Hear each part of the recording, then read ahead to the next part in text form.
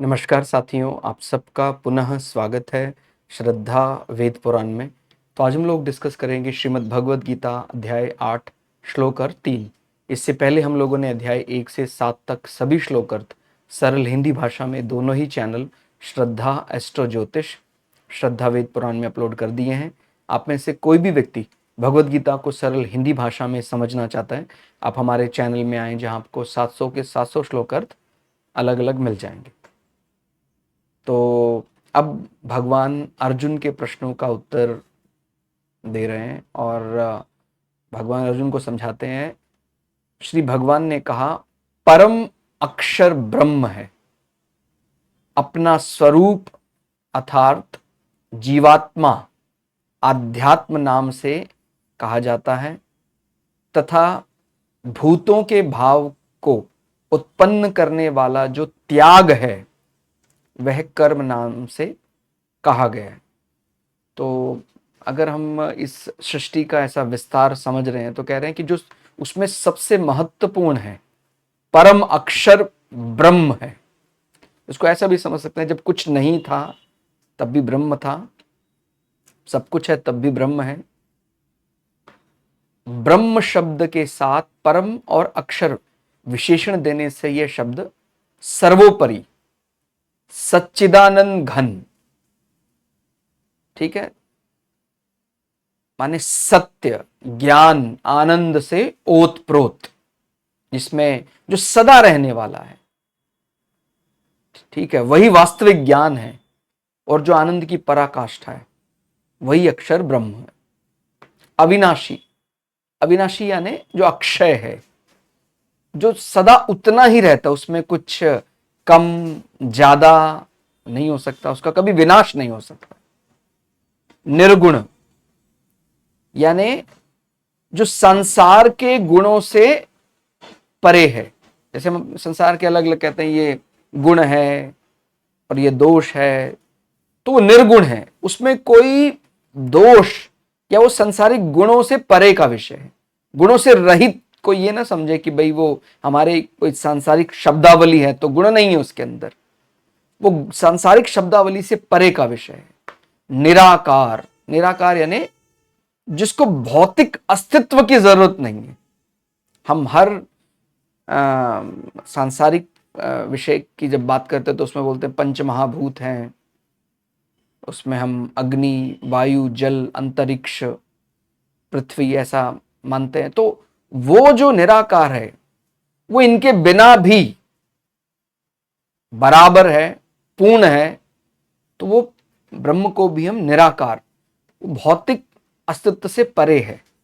ये जो पंच महाभूत है ये तो सब सृष्टि के लिए बताए गए हैं। तो आप ये ध्यान रखें, उसमें जो जो आगे बताए, मैंने एक प्रकार का ये जो ऑर्डर है, हिरार्की जो हमें बताया जा रहा है, ब्रह्म अगर उसमें टॉप पर रखा जाए, हालांकि सब कुछ ब्रह्म में आ जाएगा, लेकिन जब कुछ नहीं भी है, आप ऐसा समझिए, जब प्रलय आ जाता है उसके बाद जब सारा जीव और कर्म सिद्धांत सब कुछ विलीन हो गए, तब भी ब्रह्म है प्रसुप्त अवस्था में, तो वो परमात्मा ब्रह्म है।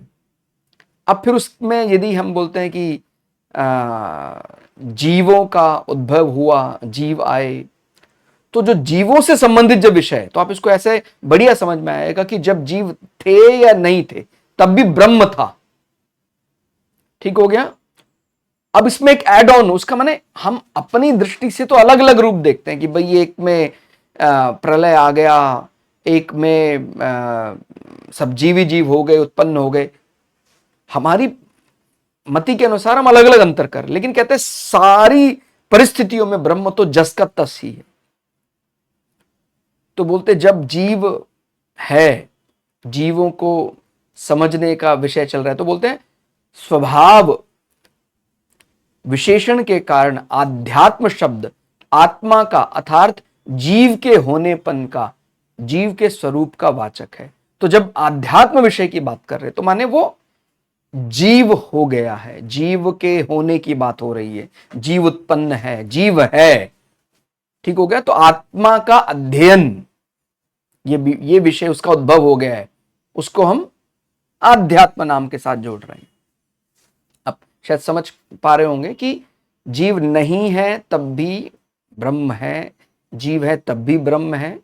तो अंतर क्या कह सकते हैं कि जब हम सब कुछ जलमग्न हो गया, या कह सकते हैं प्रलय जब आ गया, तब हमें जीवात्मा, जीव वो प्रतीत नहीं हो रहा है सामने से, लेकिन तब भी ब्रह्म है। तो अंतर एक आप समझ पा रहे होंगे कि जीवात्मा और उसी आत्मा के अध्ययन को आध्यात्म नाम दिया गया। इसके आगे चलते हैं। तो जब जीव हो जाएंगे, उसके बाद भूतों के भाव को उत्पन्न करने वाला जो त्याग है वह कर्म नाम से कहा गया है। अब जब जीव हो गए हैं तो फिर हम उसमें कर्म सिद्धांत बनेगा, भाई ये करना है, ये नहीं करना है। तो मनुष्य मात्र के द्वारा विहित और निषिद्ध जितनी क्रियाएं होती हैं, उन सब क्रियाओं का नाम कर्म है। यानी वो जैसे उनका जन्म जब हो जाता है तो उस जन्म के साथ ही उनके कर्म सिद्धांत उन पर लागू हो जाता है, भाई ये करना है, ये नहीं करना है। और सभी प्रकार के जो कर्म, अलग अलग प्रकार के यज्ञ हैं, वो सब फिर वो कर्म सिद्धांत। तो आप इस प्रकार समझ के देखिए, जब कोई है तब भी ब्रह्म है, जब कोई नहीं है तब भी ब्रह्म है। लेकिन उन परिस्थितियों में अंतर, ब्रह्म होना बराबर ही रहेगा। परिस्थितियों में अगर हम सांसारिक दृष्टि से देखें, अंतर आ रहा है कि भाई जब सब कुछ विलीन हो गया तब भी ब्रह्म है, जब जीव है तब भी ब्रह्म है और जीव भी, और जब ब्रह्म तो है ही हर परिस्थिति में, जीव है और जीव के लिए ये विहित कर्म है, ये निषिद्ध कर्म है, कर्म सिद्धांत बन गया।